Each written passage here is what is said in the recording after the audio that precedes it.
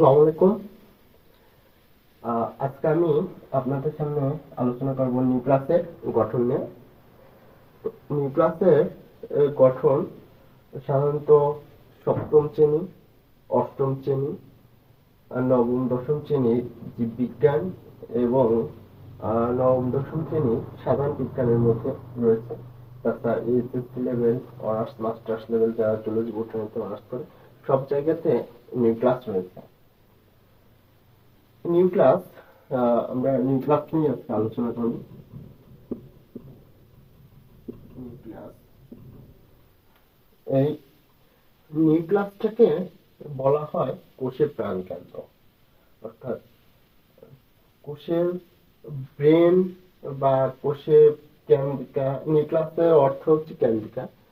একটা কোষের যে প্রাণ কেন্দ্র থাকে সেটা হচ্ছে নিউক্লিয়াস। এর কারণটা হচ্ছে একটা কোষের যাবতীয় কার্যাবলী, বিপাকীয় থেকে শুরু করে যাবতীয় কার্যাবলী সবকিছু সম্পন্ন হয় নিউক্লিয়াসকে কেন্দ্র করে। অর্থাৎ নিউক্লিয়াস সম্পূর্ণ কাজটা সম্পন্ন করে থাকে, যে কারণে নিউক্লিয়াসকে বলা হয় কোষের ব্রেন বা কোষের প্রাণ কেন্দ্র বলা হয়ে থাকে। নিউক্লিয়াসটাকে নিউক্লিয়াস সর্বপ্রথম আমাদের নিউক্লিয়াসের ইতিহাসটা একটু জানতে হবে। নিউক্লিয়াস সর্বপ্রথম নিউক্লিয়াসের অস্তিত্বটা আবিষ্কার করেন রবার্ট ব্রাউন নামে একজন বিজ্ঞানী 1831 সালে। সর্বপ্রথম সে অর্কিড পাতায় নিউক্লিয়াসের অস্তিত্বটা পায় এবং সেখান থেকে নিউক্লিয়াসটা সে আবিষ্কার করে। তো নিউক্লিয়াসটা কি? নিউক্লিয়াসটা হচ্ছে প্রোটোপ্লাজমের অভ্যন্তরে ক্রোমোজোম বহনকারী একটা বস্তু।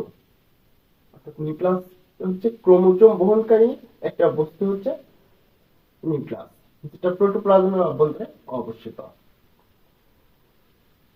এই নিউক্লিয়াস সব কোষে নিউক্লিয়াস নাও থাকতে পারে, তবে বেশিরভাগ ক্ষেত্রে আমরা দেখি নিউক্লিয়াসটা থাকে।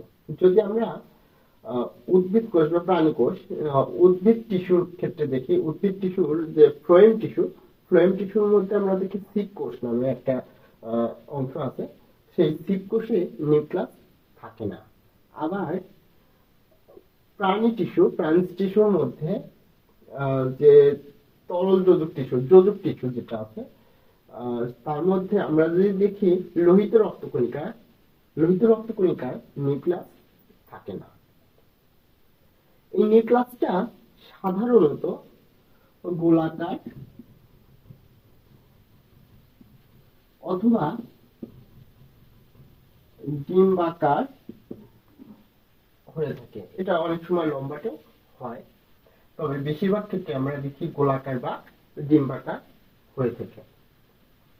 নিউক্লিয়াসের অবস্থানটা, নিউক্লিয়াস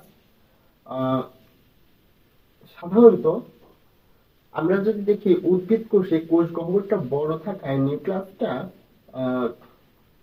ঠিক মাঝখানে থাকতে পারে না। তো প্রাণী কোষে কোষ গহ্বরটা তুলনামূলক ছোট থাকে বিধায় প্রাণী কোষের নিউক্লিয়াসটা কোষের মাঝখানে থাকে।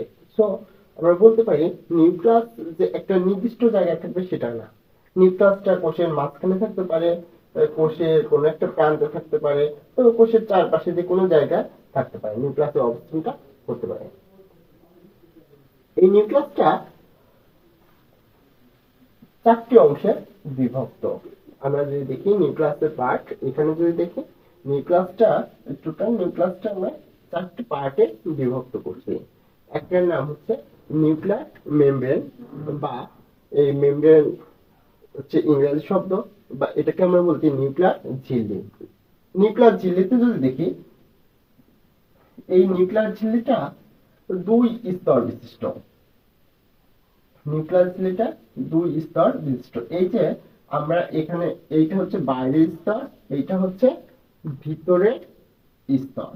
অর্থাৎ নিউক্লিয়ার ঝিল্লিটা 2 স্তর বিশিষ্ট হয়ে থাকে এবং নিউক্লিয়ার ঝিল্লিটা প্রোটিন দ্বারা গঠিত হয়ে থাকে। নিউক্লিয়ার ঝিল্লির মধ্যে এই যে মাঝে মাঝে যে ফাঁকা জায়গা আছে, এই যে আমরা ফাঁকা জায়গা দেখতেছি, এই ফাঁকা জায়গাগুলোকে বলা হয় নিউক্লিয়ার রন্ধ্র। নিউক্লিয়ার রন্ধ্রের মাধ্যমে সাইটোপ্লাজমের সাথে নিউক্লিয়াসের বিভিন্ন বস্তুর আদান প্রদান ঘটে থাকে। অর্থাৎ সাইটোপ্লাজম থেকে কোনো বস্তু বা নিউক্লিয়াস থেকে কোনো বস্তু যদি যা আশা করতে চায়, তাহলে তার একমাত্র পথ হচ্ছে এই যে নিউক্লিয়ার রন্ধ্র। একটা নিউক্লিয়াসে নিউক্লিয়ার রন্ধ্র 1000 কমপক্ষে থাকে বা এর থেকে অনেক বেশি থাকতে পারে। এই নিউক্লিয়ার মেমব্রেন বা নিউক্লিয়াস ঝিল্লি নিউক্লিয়াসকে সাইটোপ্লাজম থেকে আলাদা করে রাখে। তারপর আমরা আসি নিউক্লিয়ার রন্ধ্রের পর আমরা যদি দেখি, এই যে কোষের মধ্যে নিউক্লিয়াসের মধ্যে যে গোলাকার একটা অংশ দেখতে পাচ্ছি, এটাকে বলা হচ্ছে নিউক্লিউলাস। নিউক্লিউলাস, এই নিউক্লিউলাস সাধারণত প্রোটিন এবং নিউক্লিক অ্যাসিড দ্বারা গঠিত হয়ে থাকে। তারপর যদি দেখি, এই যে কোষের মধ্যে ফাঁকা জায়গা আছে, জেলির মতো এই জায়গাগুলো থাকবে, এইগুলোকে বলা হচ্ছে নিউক্লিওপ্লাজম।